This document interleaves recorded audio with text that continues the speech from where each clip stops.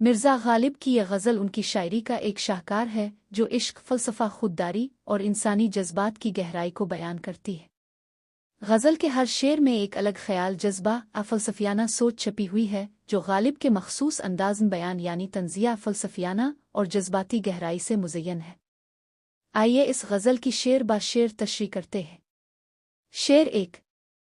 ہر ایک بات پہ کہتے ہو تم کہ تو کیا ہے، تمہیں کہو کہ یہ انداز گفتگو کیا ہے۔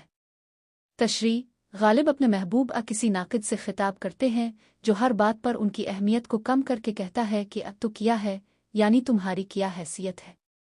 غالب اس انداز گفتگو پر طنز کرتے ہیں اور کہتے ہیں کہ یہ تمہارا بات کرنے کا طریقہ ہی کیا ہے۔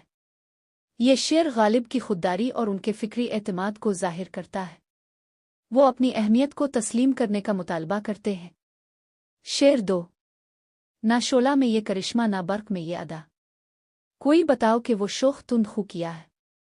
تشریح: یہاں غالب اپنے محبوب کی اداؤں کی تعریف کرتے ہیں جو نہ شعلے کی طرح تیز ہیں اور نہ بجلی کی طرح چمکدار، پھر بھی وہ ایسی ہیں کہ کوئی ان کا مقابلہ نہیں کر سکتا۔ وہ حیران ہیں کہ یہ شوخ تند خو، چنچل اور تیز مزاج محبوب کی حقیقت کیا ہے۔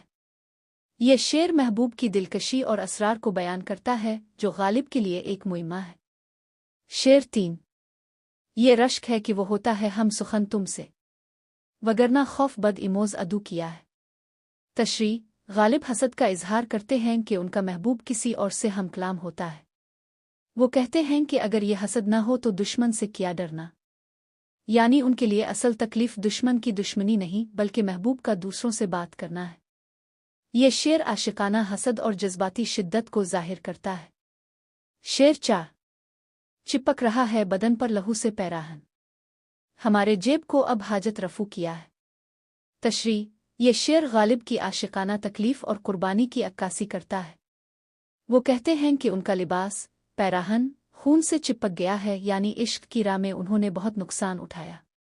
اب ان کے جیب، دل لباس کو سنبھالنے کی ضرورت بھی نہیں کیونکہ وہ مکمل طور پر تباہ ہو چکا ہے۔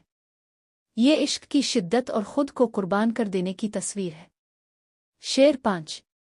جلا ہے جسم جہاں دل بھی جل گیا ہوگا، کریدتے ہو جو اب راکھ جستجو کیا ہے۔ تشریح: غالب کہتے ہیں کہ جہاں ان کا جسم جل گیا وہاں دل بھی جل کر راکھ ہو چکا ہوگا، اب تم اس راکھ کو کرید کر کیا تلاش کر رہے ہو۔ یہ شعر عشق کی تباہی اور اس کے بعد کی بے معنی جستجو کو بیان کرتا ہے۔ غالب اپنی تباہ حال کو ایک فلسفیانہ انداز میں پیش کرتے ہیں جہاں سب کچھ ختم ہو چکا ہے۔ شعر 6۔ رگوں میں دوڑتے پھرنے کے ہم نہیں قائل، جب آنکھ ہی سے نہ ٹپکا تو پھر لہو کیا ہے۔ تشریح: غالب خون کے بہنے کو ایک جذباتی استعارہ بناتے ہیں۔ وہ کہتے ہیں کہ وہ اس خون کو تسلیم نہیں کرتے جو رگوں میں خاموشی سے دوڑتا رہے۔ اصلی خون تو وہی ہے جو آنکھوں سے آنسوؤں کی صورت بہتا ہے۔ یہ شعر عشق کی تکلیف کو آنسوؤں سے جوڑتا ہے جو غالب کے نزدیک خون سے زیادہ قیمتی ہے۔ شعر 7۔ وہ چیز جس کے لیے ہم کو ہو بہشت عزیز، سوائے بعد گلفام مشک بو کیا ہے۔ تشریح: غالب کہتے ہیں کہ جنت ان کے لیے اسی چیز کی وجہ سے قیمتی ہے جو شراب کی طرح سرخ، گلفام اور مشک کی طرح خوشبودار ہے۔ یہاں شراب عشق محبوب کی ایک استعاراتی تصویر ہے۔ غالب جنت کی خواہش کو عشق کی۔